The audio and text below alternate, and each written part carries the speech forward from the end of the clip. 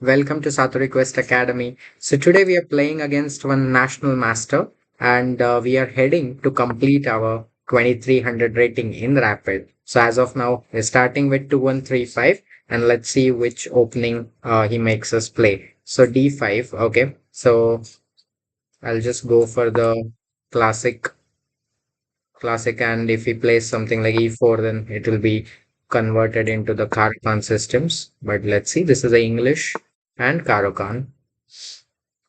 So I'm playing g6, now turning the game into the Reti opening. He must be very expert in the opening because his rating is 2224. At the same time he's a national master also. So castles, let's see, but uh okay, it's good enough. And then we can now develop our knight to d7, hope to play e5 someday after rook e8 e5. Okay, so made our pawn isolated, but we can always defend it with e6, so not a problem of that. Even we can think of knight c5, bishop f4, and targeting this because he made our pawn to go on d5. So that may what it means is this c file we can take a control, and looks good to me. Knight b6 move seems very dull as of now to us, but it has a very long purpose. Like we can put our bishop on f5 and yeah, hope to play rook c8. And if he, yeah, this is all standard moves, and rook c8 came into the game. Yeah, looks decent to me. I'll play 6 just to, in case, protect any knight jumps. Knight a4 is welcome because I can trade off my weakest knight. He's now trying to put pressure on e4, which is not that accurate. And the reason behind this knight is very soft here. Knight d7, e4. What if I take or take knight d7, e4, d4, fe4? Yeah, I mean, knight d7 looks most logical to me here. And we always have a retreat square on e6, so our bishop is safe. So only problem he might be having is this knight, which is on e5.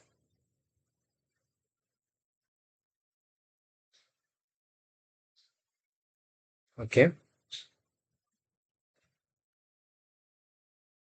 so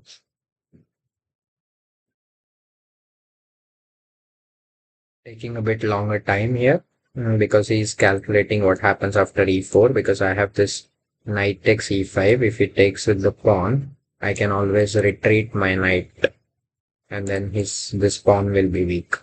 So that's my view. Uh, so knight, let's assume e4. So that's why he strengthens his knight. That f3, f4, some kind of a dubious moves he is playing. I don't know. And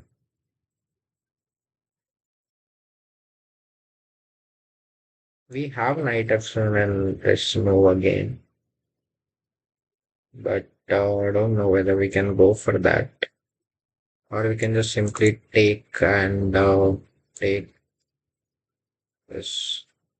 I think taking is good enough because our knight, why to retreat? He is just losing a lot of tempo here.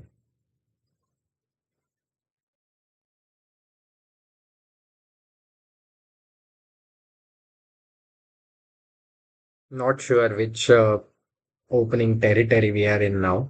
So we started with English and Caro-Kann. English Caro-Kann, that's the name of that opening. So now our d5 is a little bit weak and we have to address that. I mean, we cannot play e6 because our bishop will be somewhat trapped. Okay. But I think if we want to activate our bishop, shall we just activate the bishop first and just try to distract him for a time period. And that's a good tempo also because we can land our bishop straight here.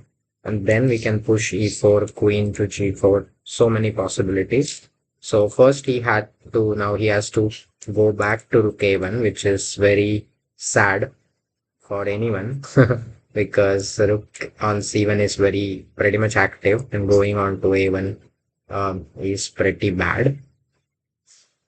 So let's make him do that, and then our bishop will be on e3, then king will be on h1. Then we can play this e6 move.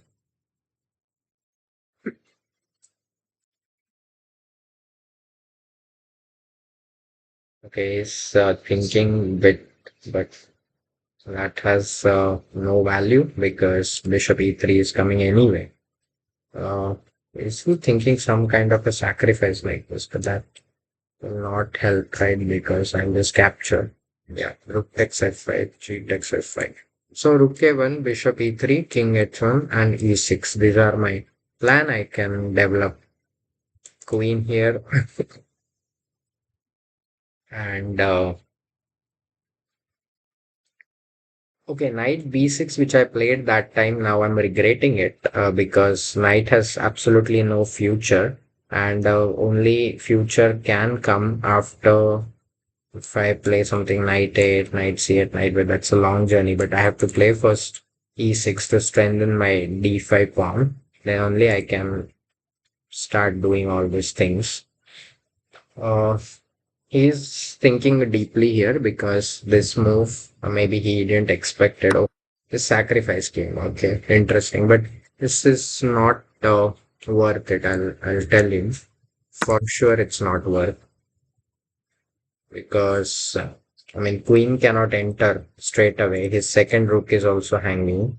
Everything is falling apart now. I just have to play e6.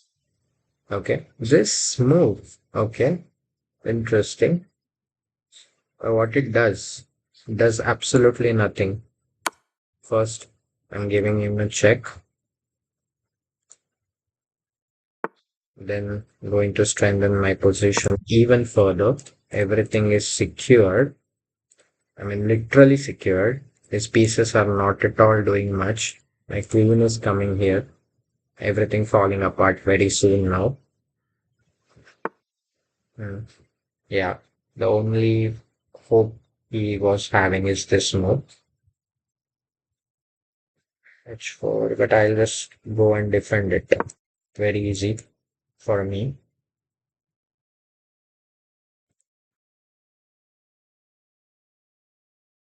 And he can also play this, but as of now, no. H4 is there, but queen h6 always getting a one more square for my pieces. I can just play king h8 and just be happy. King h8, rook g8, f5, everything is in there. See, my knight is doing pretty bad, but at the same time, his knight is also doing pretty bad. So we are kind of okay, both of us. Uh, F5 is coming to my mind now itself because he cannot take it, right? Because it's mate. Yeah. So F5 has to be played. This is mate, so he cannot take. So I'll take, but he can push, but then he can always push. That's the problem. But then I can push, right? H4, H5. So many tempting moves. This is a very interesting game. Okay, like f4 is there. He cannot take because it's mate here. And I can take next move and threaten very nasty things for him. And if he push this, I can play h5. So g takes h5 again. It's mate. It's very very interesting. Yeah.